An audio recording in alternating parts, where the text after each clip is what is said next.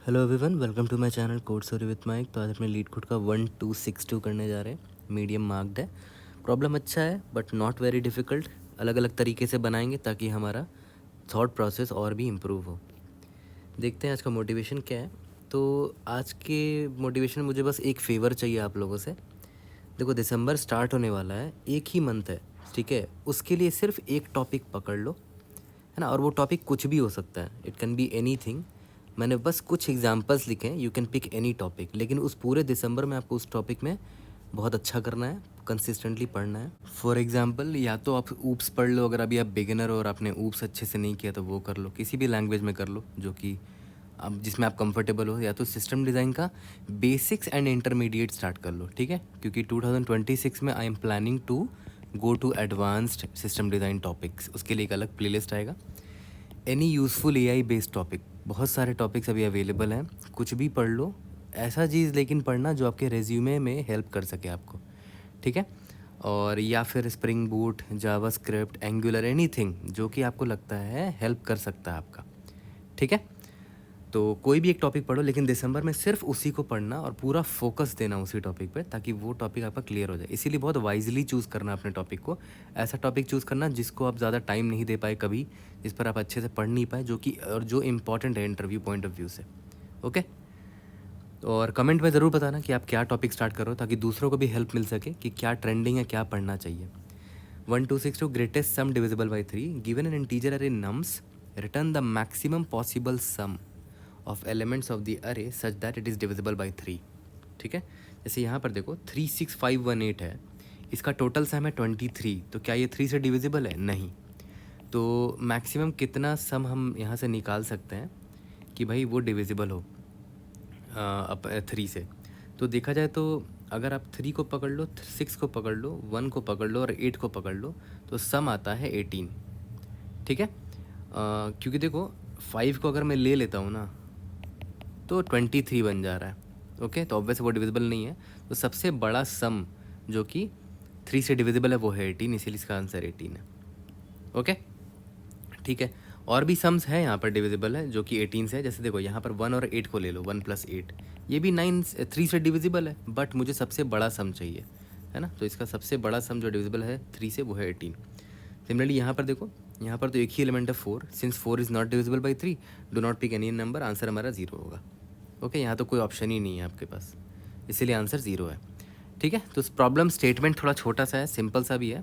देखते हैं हमारा थॉट प्रोसेस क्या होगा, कैसे हम इसको सॉल्व करेंगे। तो देखो, before going through any example, I think सबसे बेसिक फैक्ट जो हम सभी को ऑलरेडी पता होना चाहिए और पता होगा भी, कि किसी भी नंबर का जब आप मॉड्यूलो निकालते हो ना 3 से, ठीक है, तो या तो उसका वैल्यू 0 आएगा, या तो 1 आएगा, या तो 2 आएगा। 0 कब आएगा? जब वो नंबर एग्जैक्टली 3 से डिविजिबल होगा, ठीक है। अगर 0 नहीं आया तो या तो रिमाइंडर 1 होगा, या तो रिमाइंडर 2 होगा, इसके अलावा और कोई नंबर नहीं आ सकता।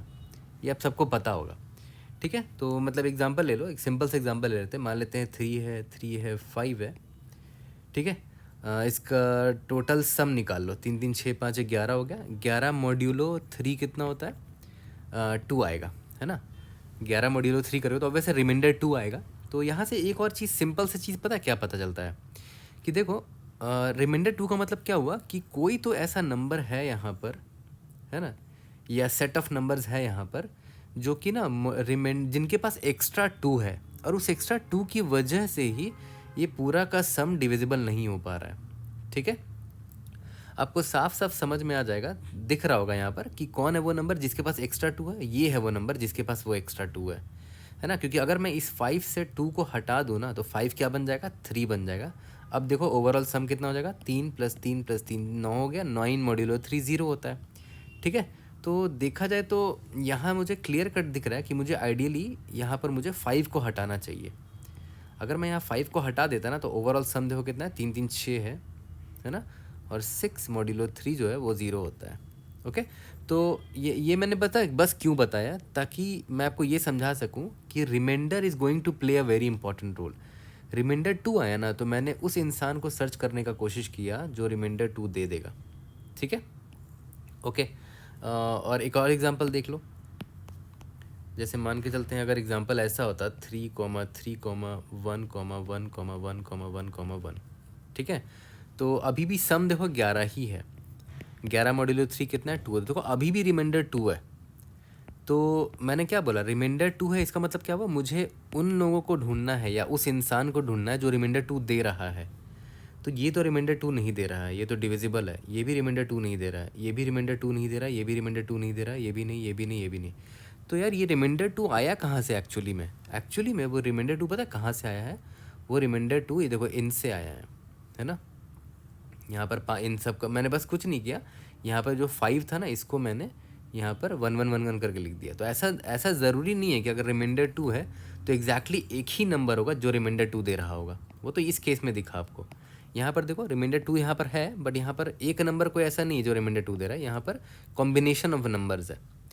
ठीक है, तो अब देखो ध्यान दो, अब मैं आपसे पूछता हूँ कि आपको यहाँ से किसको हटाना चाहिए, इधर से पूरा 5 को हटाने से फ़ायदा नहीं है ना। यहाँ पर तो एक 5 अकेला था इसीलिए मैंने 5 को पूरा हटा दिया, यहाँ पर पूरे 5 को हटाने की ज़रूरत नहीं है। मैंने आपको क्या बोला कि रिमाइंडर 2 जो दे रहा है मुझे उसको हटाना है।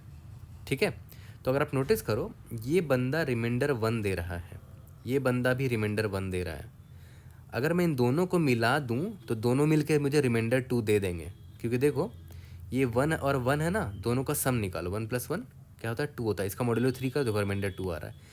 इसका मतलब क्या है, मुझे इन पूरे को रिमूव करने की ज़रूरत नहीं था, मुझे बस उस सेट ऑफ नंबर्स को रिमूव करना है जो रिमाइंडर 2 दे रहा है मुझे, जिसकी वजह से ये रिमाइंडर 2 आया है।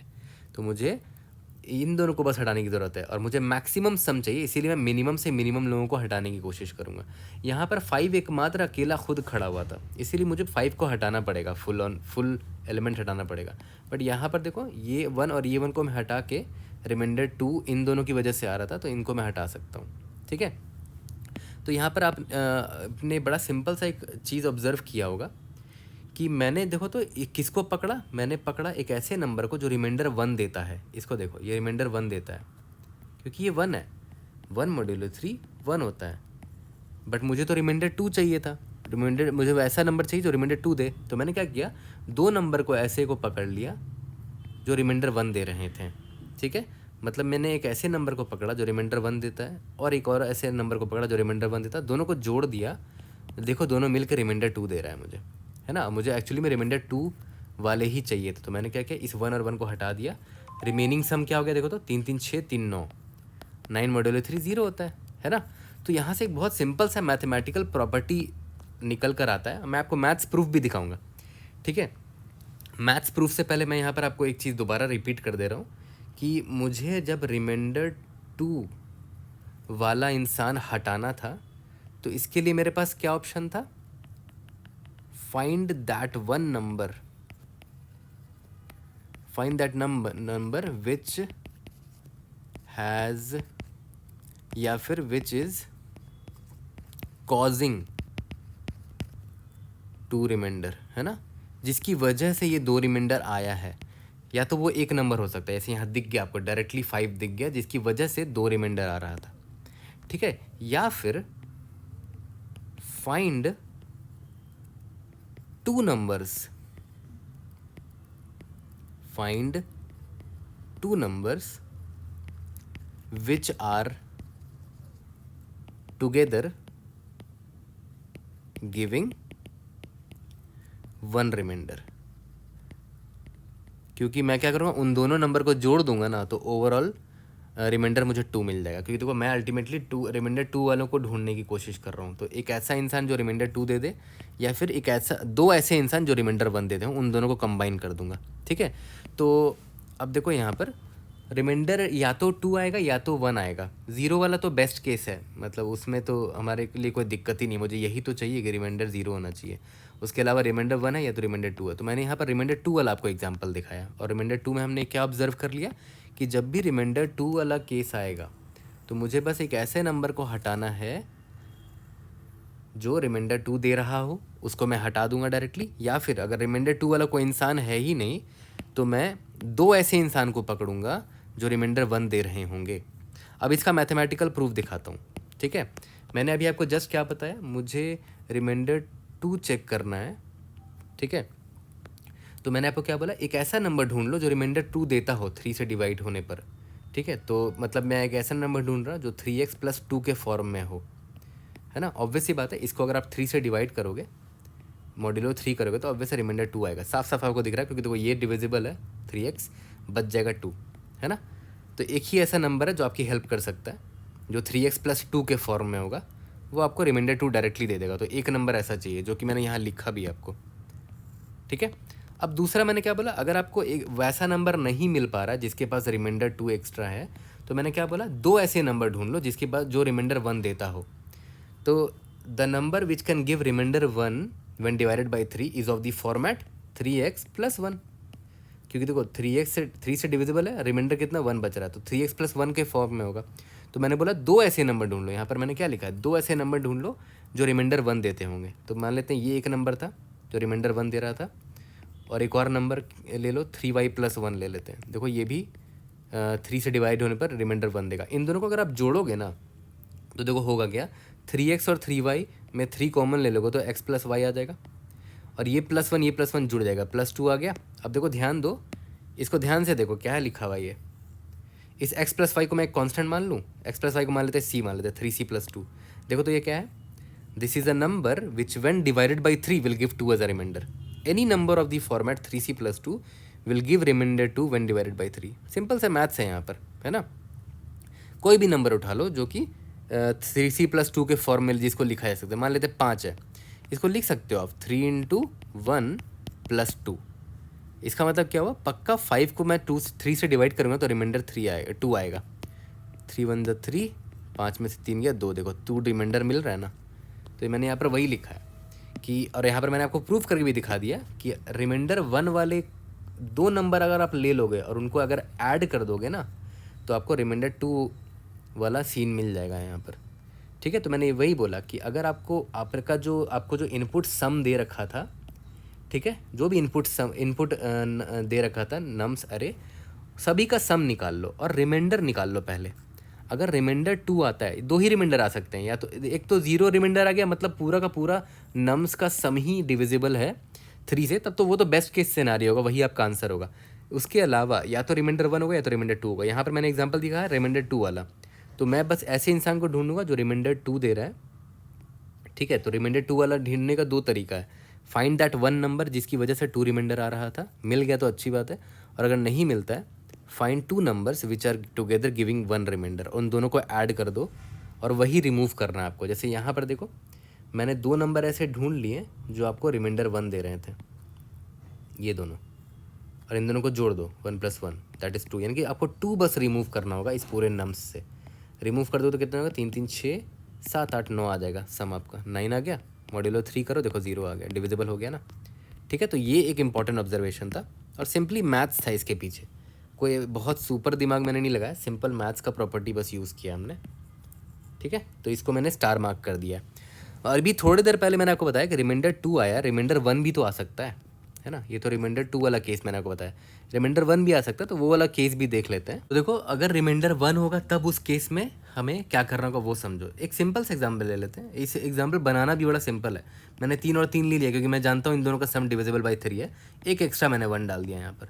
तो देखो इसका सम क्या होगा, 3 + 1 यानी कि 7 हो गया, और इसका मॉड्यूलो अगर मैं कर रहा हूँ 3 से, देखो 1 आ रहा है। इसका मतलब क्या, रिमाइंडर जो 1 है, मतलब कोई तो है जो एक्स्ट्रा 1 रिमाइंडर दे रहा है मुझे, है ना। और वो या तो कोई एक इंसान हो सकता है या तो कपल ऑफ इंसान मिलके रिमाइंडर 1 दे रहा होगा। जैसे यहाँ पर था ना कि रिमाइंडर 2 कोई एक ही इंसान दे देता था, ऐसे मान लें यहाँ पर 5 जो है रिमाइंडर 2 दे रहा था, या तो फिर 2 लोग मिलके यहाँ पर रिमाइंडर 2 दे रहे थे।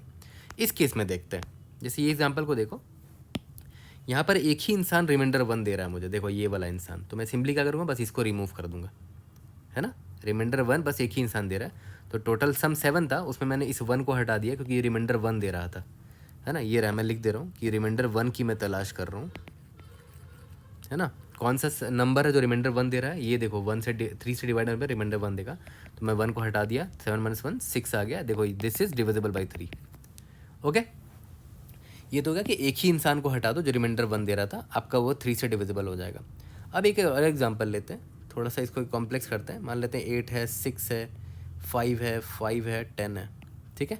अब इसका सम निकालते हैं, देखो कितना हो जाएगा, 10 5 15 5 20 6 26 34, 34 आ गया। 34 को आप मॉड्यूलो करो 3 से, कितना हो जाएगा, रिमाइंडर 1 आएगा, है ना।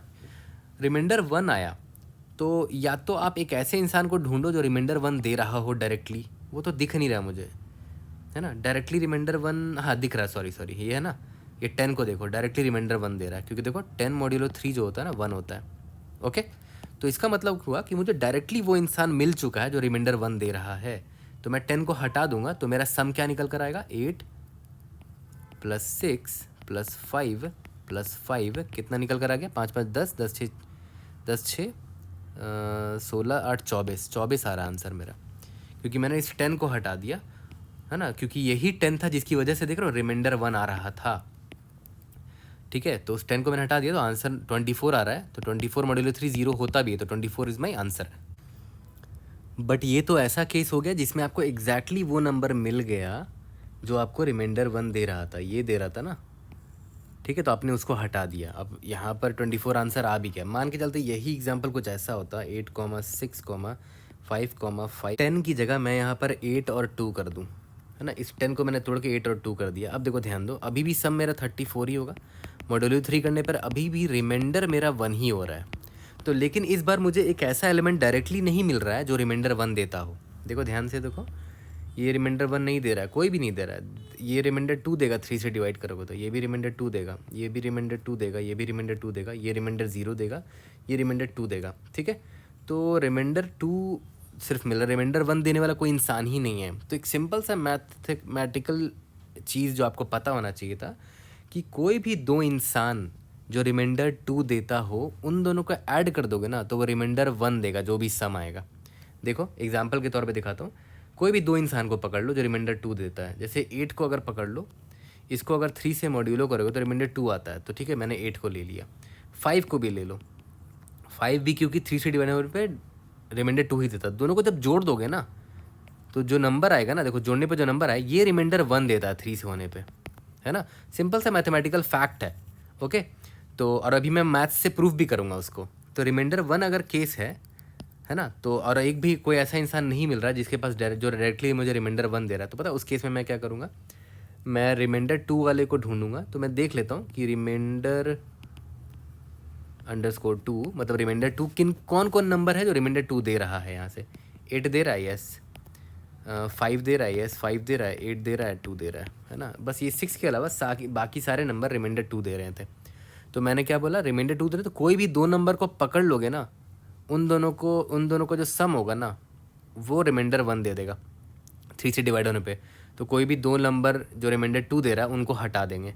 तो 8 को हटाओगे और 5 को हटाओगे तो 8 + 5 कितना होता है, 13 होता है। देखो मॉड्यूलो 3 जो है ये 1 दे रहा है, यानी कि 8 + 5 को अगर मैं हटा दूंगा ना तो जो रिमेनिंग नम्स होगा उसका सम डिविजिबल बाई 3 होगा, गारंटीड है। देखो मान लेते इस 8 को और इस 5 को इग्नोर मारो, 6 5 11 8 19 20 21 21 आ गया, 21 इज डिविजिबल बाई 3।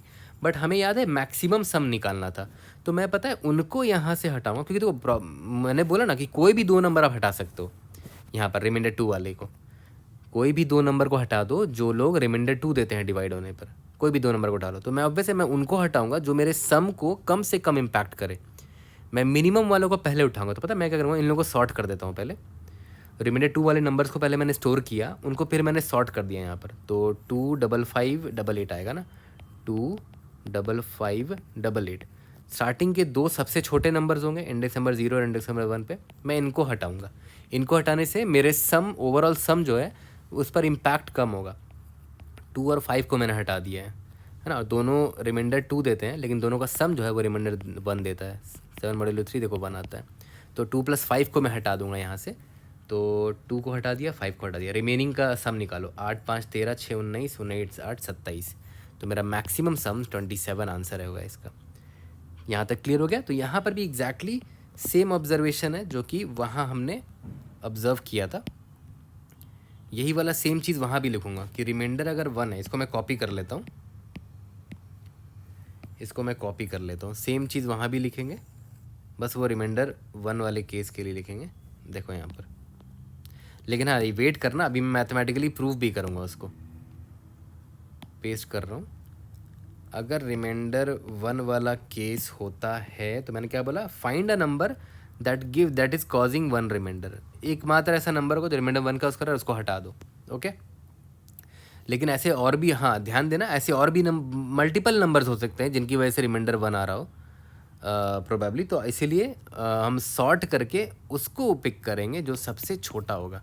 सॉर्टिंग का इंपॉर्टेंस मैंने आपको यहाँ पर सिखाया था, क्यों सॉर्ट करना ज़रूरी है, क्योंकि यहाँ पर मल्टीपल नंबर्स है जो रिमाइंडर 2 दे रहे हैं, है ना। तो और यहाँ पर या फिर एक नंबर ऐसा ढूंढो जो रिमाइंडर 1 दे रहा होगा, या फिर find 2 numbers which are together giving 2 remainder. ठीक है, sorry, together giving 1 remainder. Okay, क्योंकि देखो मुझे तो रिमाइंडर 1 वाले लोग ही चाहिए, तो एक या तो एक एलिमेंट जो रिमाइंडर 1 दे देगा, या फिर 2 एलिमेंट जो रिमाइंडर 2 दे रहे थे उन दोनों का सम ले लो, है ना। 2 एलिमेंट जो रिमाइंडर 2 दे रहे थे उन दोनों का सम ले लो, और वो उन दोनों का सम रिमाइंडर 1 दे रहा होगा, है ना। तो अभी मैं इसको मैथमेटिकली प्रूफ कर देता हूँ कि इफ़ वी ऐड, जो अभी जस्ट मैंने आपको सिखाया, ऐड 2 नंबर्स, है ना। और ये दोनों नंबर की ख़ास बात क्या थी, each number when modulo by 3 give remainder as 2। अगर ऐसे 2 नंबर को मैं ऐड करूँगा इट, तो जो सम आएगा, सम मॉड्यूलो 3 ना पक्का आपको 1 देगा। ठीक है, अभी मैं आपको प्रूफ करके दिखाता हूँ। मुझे 2 नंबर चाहिए जो कि 3 से डिवाइड होने पर 2 देते थे, तो एक जनरिक फॉर्मेट में ले लेते हैं। 2 number 3x + 2 when divided by 3 will give 2 as remainder. एक और नंबर ले लो 3y + 2 when divided by 3 will give 2 as remainder, है ना। इन दोनों को ऐड करो, देखो 3x + y, 3 कॉमन ले लिया तो x और y ब्रैकेट में लिख दिया। यहाँ पर देखो 2 और 2 जुड़ के 4 हो जाएगा। 4 को आप 3 + 1 भी तो लिख सकते थे,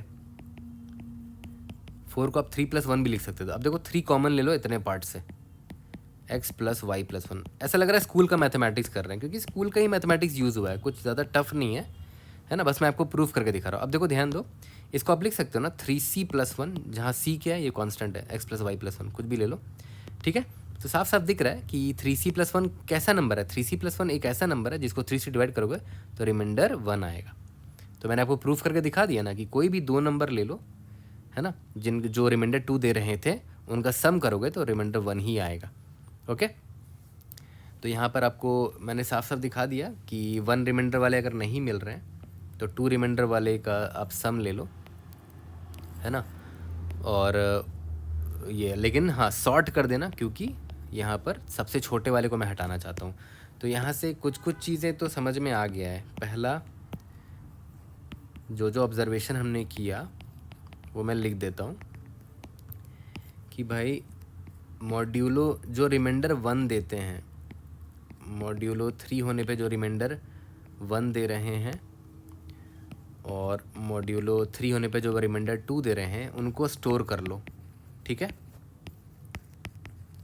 उनको स्टोर कर लिया, फिर उनको सॉर्ट भी कर लो, है ना।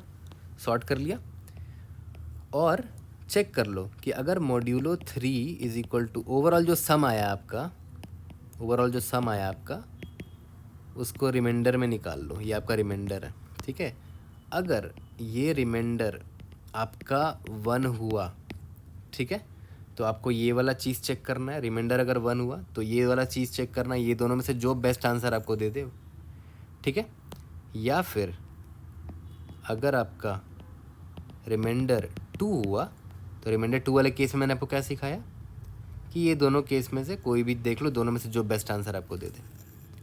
ठीक है, यहाँ तक क्लियर हो गया। और सॉर्ट करने का लॉजिक क्या था, मैंने आपको क्यों बताया सॉर्ट करना पड़ेगा, क्योंकि मैं हमेशा चाहता हूँ कि मैं मिनिमम नंबर्स को हटाऊँ, है ना, ताकि मेरा सम जो है वो मैक्सिमाइज हो जाए। यहाँ पर आपको मैंने एग्जांपल दिखाया था सॉर्ट करने का फ़ायदा, है ना, क्योंकि मैंने यहाँ पर 2 और 5 को हटाया, क्योंकि इन दोनों का सम भी रिमाइंडर 1 दे रहा था, लेकिन ये दोनों सबसे मिनिमम भी हैं, तो मुझे मिनिमम अगर मैं हटाऊँगा तो मुझे सम मैक्सिमम मिलेगा। As simple as that.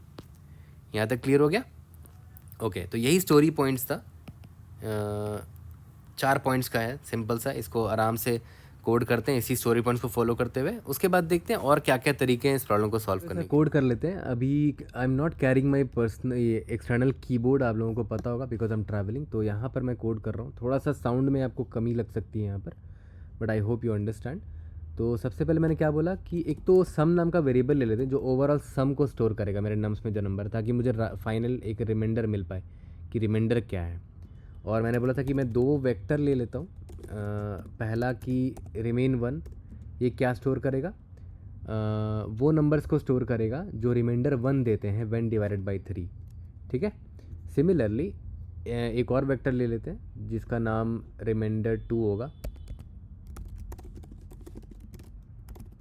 Okay.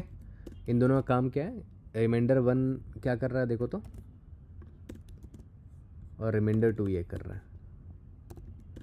contains number which are giving remainder 1 when divided by 3 and it contains number which are giving remainder 2 when divided by 3। Okay, तो इनको स्टोर कर लेते हैं int and num in nums। और साथ ही साथ हम लोग क्या करेंगे, यहाँ पर हम लोग सम निकालते रहेंगे अपना ओवरऑल, और रिमेन 1 और रिमेन 2 में डालते भी रहेंगे। तो सम प्लस इज इक्वल टू नम कर लिया हमने। और यहाँ पर चेक कर लेते हैं कि अगर ये नम जो है मॉड्यूलो 3 इज इक्वल टू अगर 1 है, मतलब ये नंबर डिवाइड होने पे रिमाइंडर 1 दे रहा है, तो remain 1 dot push underscore back इस नम को रिमाइंडर 1 वाले लिस्ट में डालेंगे। एल्स इफ अगर नम मॉड्यूलो 3 इज इक्वल टू 2 है तो रिमेन 2 में डाल देंगे उस नंबर को। यहाँ तक तो क्लियर हो गया होगा, ठीक है। और हाँ, लास्ट में ये चेक कर लेना कि सम मॉड्यूलो 3 अगर यही 0 निकल के आ गया तो मेरा पूरा अरे का सम ही आंसर होगा, क्योंकि पूरा का पूरा नम्स ही का सम ही डिविजिबल है ना। इसके बाद मैंने क्या बोला था कि सॉर्ट कर लेंगे begin of remain 1 end of remain 2 को। और मैंने सॉर्टिंग का बताया था भी क्या रीज़न है सॉर्ट करने का। सिमिलरली मैं क्या करूँगा, रिमेन 2 को भी सॉर्ट कर लूँगा, ठीक है। ओके, अब जब सॉर्ट हो गया तो चलो रिज़ल्ट निकालते हैं। Result is equal to 0 for, नहीं अभी कुछ करना ही नहीं है ना, हमने सॉर्ट कर दिया। अब मुझे बस इतना चेक करना था कि रिमाइंडर क्या है। Remainder is equal to sum modulo 3, ठीक है। अब या तो रिमाइंडर 0 तो होगा नहीं क्योंकि मैंने यहाँ चेक डाल दिया है। अब रिमाइंडर या तो 1 होगा या तो 2 होगा। If remainder is equal to अगर 1 हुआ, अगर रिमाइंडर 1 है तो मैंने क्या बोला कि रिमाइंडर 1 वाले केस में एक ऐसा नंबर ढूंढ लो जो रिमाइंडर 1 देता होगा और उसको रिमूव कर दो। तो उसका नाम देते हैं remove 1 is equal to remainder 1 कौन दे रहा था, रिमेन 1 वाला जो अरे था वहाँ से मिल जाएगा मुझे। रिमाइंडर 1 दे रहा था, इसका इंडेक्स नंबर 0 में जो एलिमेंट है वो दे रहा था, ठीक है। या फिर रिमूव 2, मैंने क्या बोला था, रिमेन 2 का 0, रिमाइंड जो 2 नंबर ऐसे ढूंढ लो जो रिमाइंडर 2 देते थे और उनका सम निकाल लो, ठीक है, प्लस रिमेन 2 का इंडेक्स नंबर 1, इन दोनों को ऐड कर दो। ये दोनों मिलकर रिमाइंडर 1 दे रहे होंगे, है ना। अब बस लेकिन मैंने क्या बोला, result will be equal to maximum of result comma sum में से इन दोनों में से जो भी मिनिमम होगा मैं उसी को रिमूव करूँगा, ठीक है। Minimum of remove 1 and remove 2, तो मुझे बेस्ट आंसर मिलेगा रिजल्ट में। एल्स अगर रिमाइंडर 1 नहीं है तो पक्का रिमाइंडर 2 रहा होगा। रिमाइंडर 0 वाला तो हमने इधर ही हैंडल कर लिया, ओके। तो यहाँ लेकिन हाँ एक चीज़ ध्यान देना, हो सकता है रिमाइंडर 1 वाले कोई एलिमेंट हो ही नहीं तो ये खाली होगा ना, तो यहाँ पर आपको चेक डाल देना चाहिए था remain dot size it must be greater than equal to 1, क्योंकि आपको एक एलिमेंट चाहिए तभी आप रिमाइंडर 1 ले सकोगे। और ऐसा नहीं है तो यहाँ पर इंट मैक्स एक इनवैलिड वैल्यू डाल दो, क्योंकि यहाँ पर आप मिन उठा रहे हो ना, तो इनवैलिड के लिए मैंने इंट मैक्स डाल दिया है रिमूव 1 में। यहाँ पर देखो रिमाइंडर 2 से आपको 2 एलिमेंट चाहिए, तो रिमाइंडर 2 का साइज़ कम से कम 2 से ज़्यादा होना चाहिए, 2 या 2 से अधिक होना चाहिए। तो remainder 2 dot size must be greater than equal to 2 होना चाहिए, तभी आपको 2 एलिमेंट मिल पाएगा, ठीक है। तभी है ना, अब इन दो का सम निकालोगे यहाँ पर। अगर ऐसा नहीं है तो यहाँ पर एक इनवैलिड वैल्यू इंट मैक्स डाल दो, ओके। यहाँ तक क्लियर है। सेम चीज़ को मैं कॉपी कर लेता हूँ। अगर रिमाइंडर 1 नहीं है तो रिमाइंडर 2 होगा। रिमाइंडर 2 में मैंने क्या बोला था कि एक ऐसा नंबर उठा लो जो डायरेक्टली रिमाइंडर 2 दे रहा था, तो रिमाइंडर 2 यहाँ पर रिमाइंडर 2, ठीक है। या फिर एक ऐसा नंबर 2 ऐसे नंबर उठा लो जो रिमाइंडर 1 दे रहे थे, उनको ऐड कर लो। तो रिमाइंडर 1 यहाँ पर रिमाइंडर 1, यहाँ पर रिमाइंडर 1 हो जाएगा। इधर ये वाले में भी रिमाइंडर 1, तो हम यहाँ पर भी रिमाइंडर 1 डॉट साइज़ का चेक करेंगे, ठीक है। Remainder 1 dot size multiplicator equal to 2, क्योंकि मैं उनके स्टार्टिंग के 2 एलिमेंट्स उठा रहा हूँ, उन दोनों का सम जो है ना उनका मॉड्यूलो 2 आएगा। ठीक है, यहाँ तक क्लियर हो गया। और यहाँ पर सब कुछ सेम होगा, लास्ट में हमें कुछ नहीं करना, सिंपली जो रिज़ल्ट में मेरा बेस्ट आंसर होगा वही स्टोर कर देना है, रिटर्न कर देना है। ओके, तो रिटर्न रिजल्ट कर देते हैं, एक बार रन करके देख लेते हैं। Time complexity clearly n log n दिख रहा है, क्योंकि देखो आपने सॉर्टिंग भी किया है यहाँ पर, है ना। सबमिट करके देखते हैं, we should be able to pass all the test cases. Indeed yes, we have pass all the test cases. Time complexity n log n है क्योंकि आपने सॉर्टिंग किया है। अब देखते हैं और भी क्या बेटर अप्रोच हो सकता है इस प्रॉब्लम को सॉल्व करने के लिए। अब देखो आते हैं अप्रोच 2 पर। एक चीज़ हमेशा याद रखना ना कि मोस्ट ऑफ द टाइम होता क्या है ना कि टॉपिक का जब पता चल जाता है ना कि किस टॉपिक से प्रॉब्लम सॉल्व होगा, तो थोड़ा सा हमारा माइंड रिस्ट्रिक्टेड हो जाता है। इसीलिए बहुत टाइम, कुछ मंथ्स पहले ही I started to not show the topic name in the beginning of the video. बहुत लोगों ने बोला भी था इसके लिए, तो वो उसका रीज़न ये भी है कि आप एक पॉइंट ऑफ व्यू से सोचना बंद कर देते हो। ठीक है, अभी देखो इस प्रॉब्लम को एक और तरीके से सोचा जा सकता था। स्टार्टिंग में मैंने देख लिया था कि हाँ, मॉड्यूलो 3 की अगर बात हो रही है तो मैथमेटिकल अप्रोच पक्का होगा इसका, जो कि हमने अप्रोच 1 में किया। ठीक है, बट अगर वो भी आपके मन में नहीं आता तो एकदम स्क्रैच से अगर कोई बिगिनर अगर इसको सॉल्व कर रहा है तो वो कैसे सोचेगा वो समझो। अगर आप नोटिस करो, प्रॉब्लम स्टेटमेंट को पढ़ा होगा आपने, तो आपने नोटिस किया होगा कि यार प्रॉब्लम मांग बड़ा सिंपल चीज़ रहा है मुझसे। वो क्या मांग रहा है, तुमको मैक्सिमम सम निकालना है, लेकिन तुम मैक्सिमम सम जो निकाल रहे हो ना, it must be divisible by 3। ठीक है, उसका रिमाइंडर जो है वो 0 आना चाहिए। तो हम क्या करेंगे ना, हम सम निकालते रहेंगे।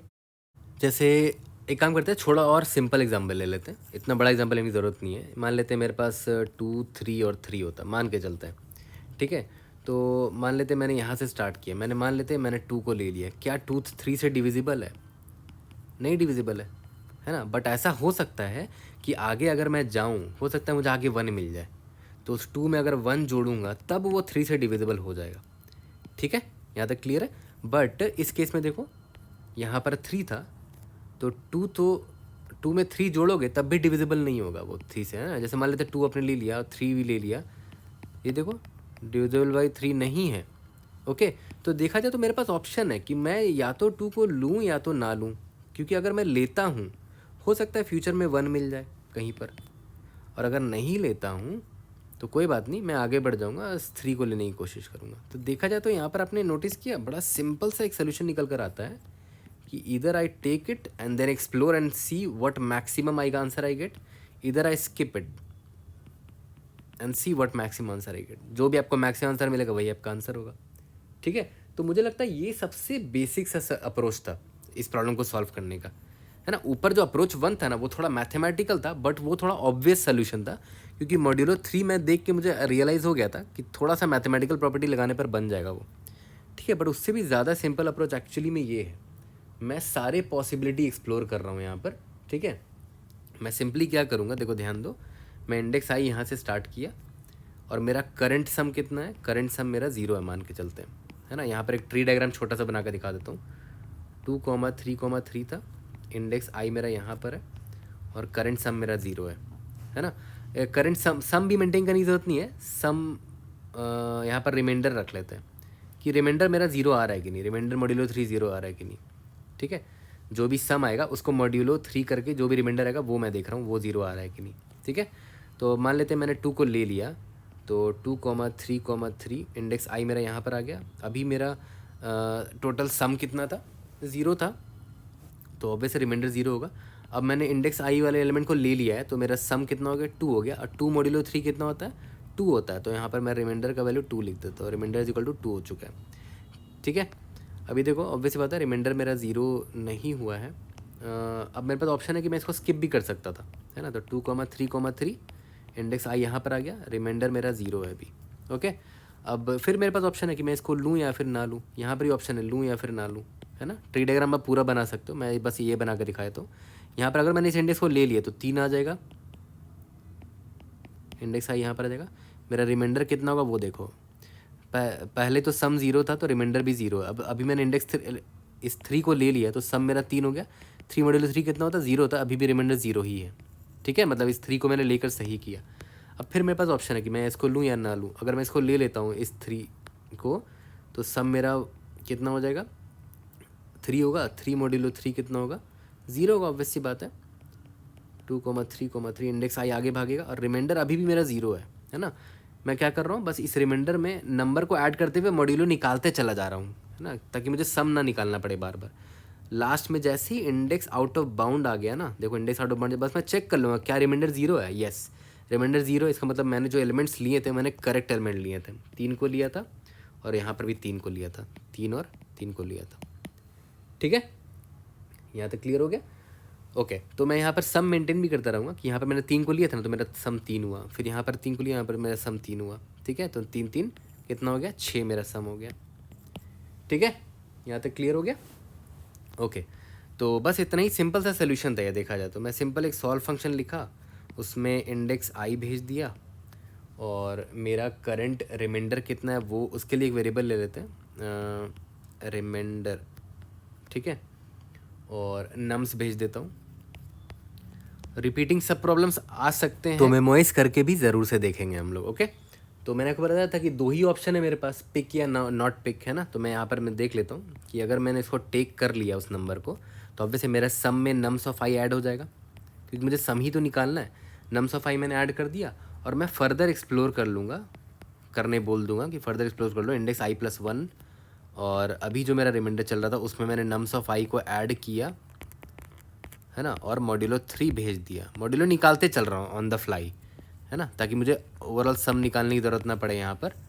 बाद में एंड में रिमाइंडर में चेक करा, ऐसा करने की ज़रूरत ही नहीं है। आप on the fly remainder check करते चले जाओ, रिमाइंडर 0 आते रहना चाहिए आपका।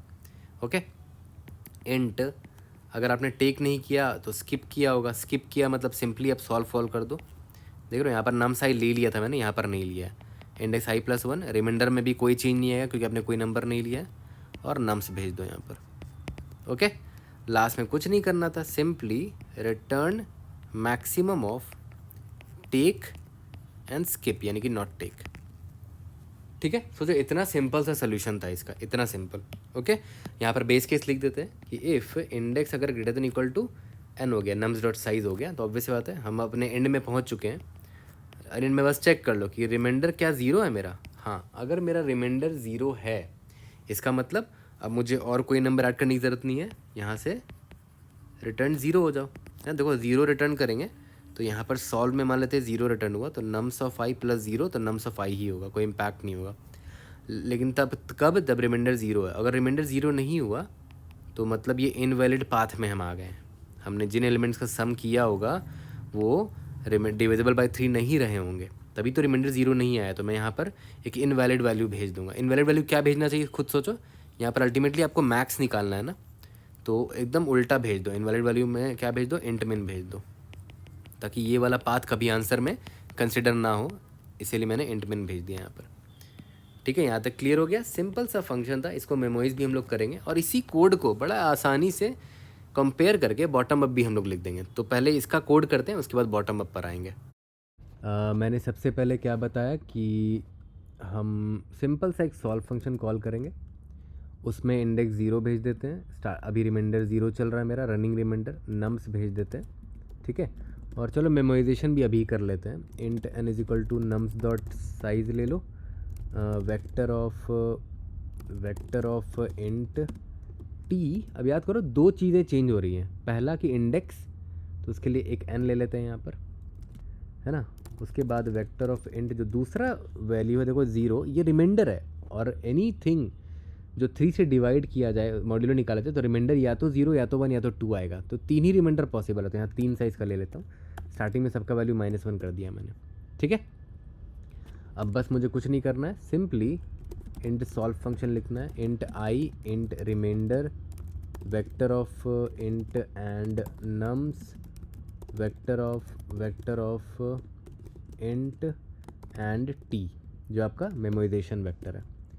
ओके, इफ़ आई अगर greater than equal to nums dot size हो चुका है, मतलब आउट ऑफ बाउंड हम लोग आ चुके हैं। बस चेक कर लो कि रिमाइंडर जो रनिंग रिमाइंडर था क्या वो 0 मेंटेन होता हुआ आया है। तो अगर ये 0 है, रिटर्न 0 कर दो, we are good, valid path था। अगर ऐसा नहीं है तो इनवैलिड वैल्यू भेज दो, इंट मिन भेज दो। इंट अगर मैं टेक करता हूँ करंट नंबर को, नम्स ऑफ आई हो जाएगा प्लस बाकी रिमेनिंग मैं रिकर्शन कॉल कर दूंगा। यहाँ पर रिमेन प्लस नम्स ऑफ आई को मैंने लिया तो ऐड कर दिया, रिमाइंडर निकालता चल रहा हूँ ऑन द फ्लाई, और नम्स पास कर दिया, टी पास कर दिया। ठीक है, यहाँ पर सिमिलरली स्किप वाला केस भी लिख लेते हैं। इंट यहाँ पर स्किप होगा, नम्स ऑफ आई नहीं ले रहे क्योंकि हमने स्किप किया है। रिमाइंडर में भी कोई चेंज नहीं होगा, बस सिंपली रिमाइंडर भेज दो, that's it. Return maximum of take and skip, but हमें मेमोइज करना है तो t of index i comma remain is equal to, यहाँ पर स्टोर कर लो और यहाँ पर पहले ही चेक कर लो, if T of this is not equal to -1 return T of I comma remain.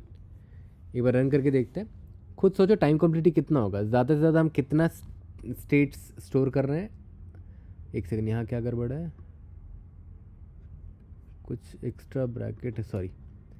देख रहे हो, ज़्यादा से ज़्यादा हम इतने स्टेट्स विजिट करेंगे n×3, क्योंकि मेरा मेमोराइजेशन वेक्टर में n×3 स्टेट्स है, n×3 को आप n भी मान सकते हो।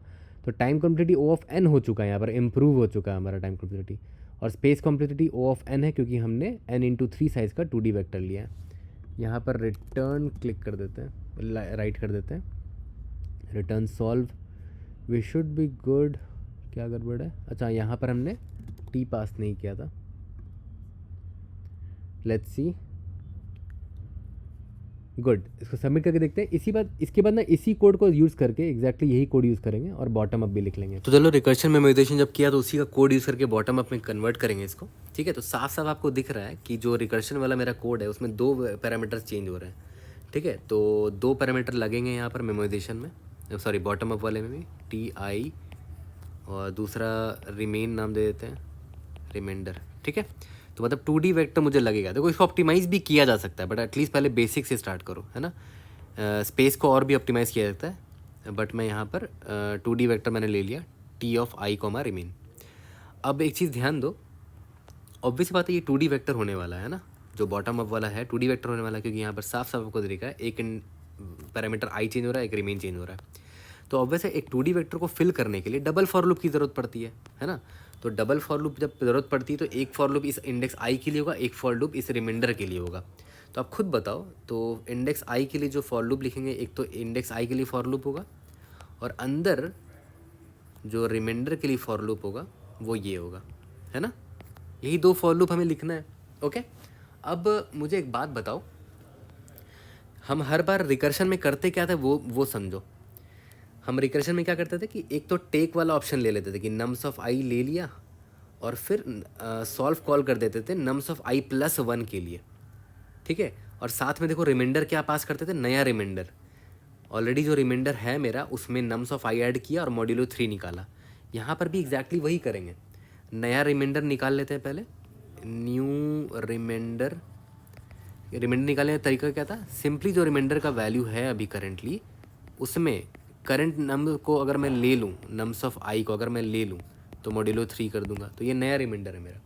ठीक है, तो चलो पिक के लिए लिख लेते हैं, पिक या टेक वाला जो केस था, है ना, उसके लिए मैंने आपको क्या बताया था कि सिंपली मैं नम्स ऑफ आई को लूँगा प्लस मैं सॉल्व फंक्शन कॉल कर दूंगा i+1 के लिए और नया रिमाइंडर भेज दूंगा। बट यहाँ पर सॉल्व फंक्शन नहीं कॉल करना, सिंपली टी ऑफ i+1 और नया रिमाइंडर मेरा क्या है, न्यू रिमाइंडर।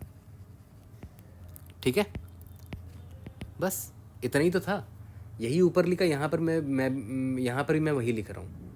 ओके, या फिर इंट टेक के जगह स्किप वाला केस बहुत सिंपल है। मैंने क्या बोला, सिंपली सॉल्व फंक्शन कॉल कर देते थे, याद है, और i+1 भेज देते और रिमाइंडर वही रहने देते थे। तो यहाँ पर भी वही करेंगे, सॉल्व फंक्शन की जगह बस टी लिख देंगे, इंडेक्स i+1 की तरफ जाएगा और रिमाइंडर वही रहेगा जो ऑलरेडी था। तो यही रिमाइंडर का जो फॉर लूप चल रहा था, रिमाइंडर ये वाला रिमाइंडर, वही रिमाइंडर यहाँ यूज़ हो जाएगा, है ना। लेकिन यहाँ पर रिमाइंडर चेंज हुआ, इसलिए मैंने न्यू रिमाइंडर निकाल के यहाँ पर न्यू रिमाइंडर पास किया।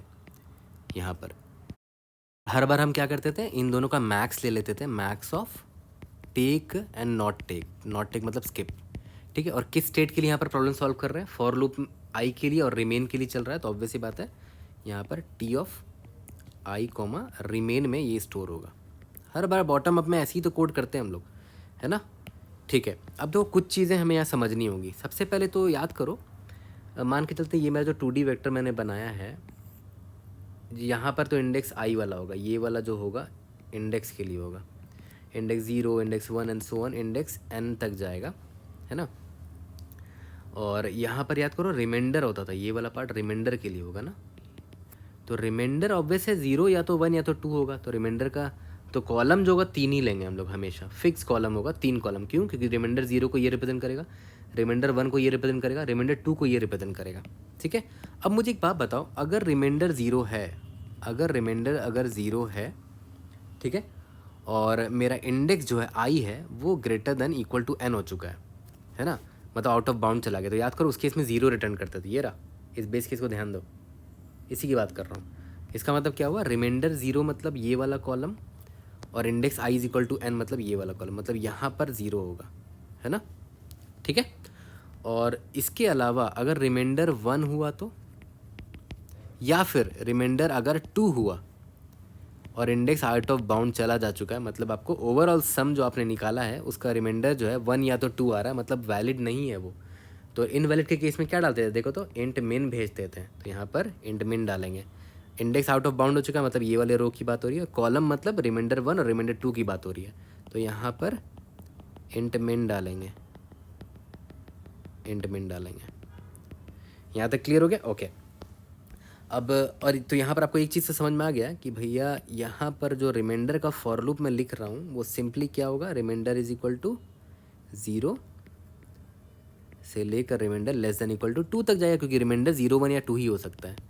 रिमाइंडर प्लस प्लस, देख रहे हो कितना सिंपल से हमने ये फॉर लूप भी लिख दिया। अब इंडेक्स आई की बारी आती है। याद करो जब भी आप इंडेक्स आई का आंसर निकालना होता है तो देख रहे हो आपको इंडेक्स आई प्लस 1 का भी आंसर पता होना चाहिए। देख रहे हो यहाँ पर आई प्लस 1 से आप आंसर निकाल रहे हो, बट यहाँ पर मान लेते हैं अगर इंडेक्स आई आपने यहाँ से स्टार्ट किया है तो आपको इंडेक्स आई प्लस 1 का आंसर पता होना चाहिए, जबकि वो आपको पता ही नहीं, क्योंकि ये तो अभी तो आपने फिल ही नहीं किया है इसको, है ना। तो इसीलिए क्या करेंगे हम लोग, रिवर्स ट्रैवर्स करेंगे, इंडेक्स n से स्टार्ट करेंगे, या तो n-1 से स्टार्ट करेंगे। क्यों? ये n-1 है, तो अगर n-1 में मैं खड़ा हूँ तो देखो मुझे इंडेक्स n का आंसर ऑलरेडी पता है, ये देखो ये देखो ये देखो, है ना। तो i प्लस अगर i मेरा n-1 है तो मुझे i प्लस 1 यानी कि इंडेक्स n का मुझे आंसर ऑलरेडी पता है। देखो नेक्स्ट रो का आंसर मैंने ऑलरेडी यहाँ लिख दिया है, इसीलिए i इक्वल टू n-1 से स्टार्ट करेंगे, i greater than equal to 0, i minus minus. समझे, इस तरह ब्रेक करके बॉटम अप को लिखा करो, रटने की ज़रूरत नहीं है। अगर आपने रिकर्शन लिख दिया ना तो यहाँ से बॉटम अप डिराइव हो जाता है। थोड़ा सा मेहनत करना पड़ेगा, बेस केस देखना पड़ेगा, कुछ कुछ फिल करना पड़ेगा आपको स्टूडियो में, बट आप लिख लोगे। ऐसा नहीं कि आप ब्लैंक हो जाओगे, एटलीस्ट उस फेज़ में तो अब हम आ चुके हैं कि हम ब्लैंक नहीं होंगे बॉटम अप में, विल राइट समथिंग। ठीक है, यहाँ तक क्लियर हो गया? काफ़ी कुछ हमने कर दिया, I think we are good. Last में रिटर्न क्या करेंगे, सिंपली देखो याद करो आप कहाँ से कहाँ सॉल्व करते हुए आ रहे हो, आप यहाँ से सॉल्व करते मतलब उल्टा सॉल्व करते आ रहे हो, ऐसे ऐसे सॉल्व करते करते करते करते लास्ट में आप यहाँ पहुँच जाओगे, इंडेक्स आई इक्वल टू 0 पे पहुँच जाओगे। ठीक है, तो अब हम याद करो हमें आंसर क्या निकालना था। हाँ, यहाँ पर स्टेट डेफिनेशन हमें कर देना चाहिए था। स्टेट डेफिनेशन का मतलब यहाँ पर क्या हुआ कि इंडेक्स आई टी ऑफ आई को रिमेन का मतलब क्या हुआ कि अगर इंडेक्स आई से लेकर n-1 तक का मेरे पास एलिमेंट्स दिया हुआ है, ठीक है, और रिमाइंडर कुछ है, तो मैक्सिमम सम क्या होगा। तो ऑब्वियस बात है मुझे एलिमेंट्स जो दे रखा है इंडेक्स नंबर 0 से दे रखा है, तो यहाँ पर 0 लिख देता हूँ। ऑब्वियस बात है जो नम्स है वो तो मुझे पूरा दे रखा है ना, इंडेक्स 0 से लेकर n-1 तक, तो इंडेक्स 0 से लेकर n-1 तक का पूरा एलिमेंट दे रखा है, और मुझे रिमाइंडर क्या चाहिए, मुझे रिमाइंडर 0 चाहिए। तो यहाँ 0,0 डाला मैंने, मतलब आपका अल्टीमेट आंसर यहाँ 0,0 में स्टोर्ड होगा, इधर यहाँ पर स्टोर्ड होगा, तो वही मैं रिटर्न कर दूँगा। ओके, तो टाइम कॉम्प्लेक्सिटी देख लो, टाइम कॉम्प्लेक्सिटी यहाँ पर भी O ऑफ n है, क्योंकि देखो ये वाला फॉर लूप सिर्फ 3 टाइम्स चल रहा है हर बार, 0, 1 और 2 के लिए, तो ये कांस्टेंट हो गया देखा जाए तो O ऑफ 3 है ये, मतलब O ऑफ 1 यानी कि constant. Time complexity O of n हो गया, और space complexity O of n है इसमें, क्योंकि देखो जो हमने DP अरे लिया है, ये रिमाइंडर जो है इसका साइज 3 होगा, क्योंकि या तो वैल्यू 0 का है तो 1 होगा तो 2 का, तो स्पेस कॉम्प्लेक्सिटी अभी भी O ऑफ n ही है मेरा। Okay, I hope I was able to help. जल्दी से इसको कोड करते हैं, फिनिश बॉटम अप भी करते कर लेते हैं जल्दी से। सबसे पहले यहाँ पर n is equal to nums dot size ले लेते हैं, vector of int t n+1 vector of int यहाँ पर साइज 3 का, यहाँ माइनस वन नहीं, इंट मिन डाल देते हैं अभी स्टार्टिंग में, ठीक है, क्योंकि मुझे मैक्स निकालना है तो इंट मिन डाल देते हैं। Okay, we are good. इसके बाद मैंने आपको सिखा दिया था कि t ऑफ n कॉमा 0, इसका वैल्यू क्या होगा, 0 होगा। ये वैलिड केस है क्योंकि रिमाइंडर देखो 0 आया और हम इंडेक्स आउट ऑफ बाउंड पे चले गए, ठीक है। लेकिन अगर मैं इंडेक्स आउट ऑफ बाउंड पे चले गया और रिमाइंडर अगर 1 आ गया तो इनवैलिड है ये इंट मिन, और या फिर इंडेक्स आउट ऑफ बाउंड हो गया एंड रिमाइंडर 2 आ गया, रिमाइंडर 0 1 या 2 ही आ सकता है, तो ये भी इनवैलिड होगा। ये बेस केस है मेरा। इसके बाद बहुत सिंपल है, int i is equal to n-1, i is greater than equal to 0, i minus minus, for int remainder या तो 0 होगा या तो 1 होगा या तो 2 होगा, तो रिमाइंडर 2 तक जाएगा, रिमाइंडर प्लस प्लस, ठीक है।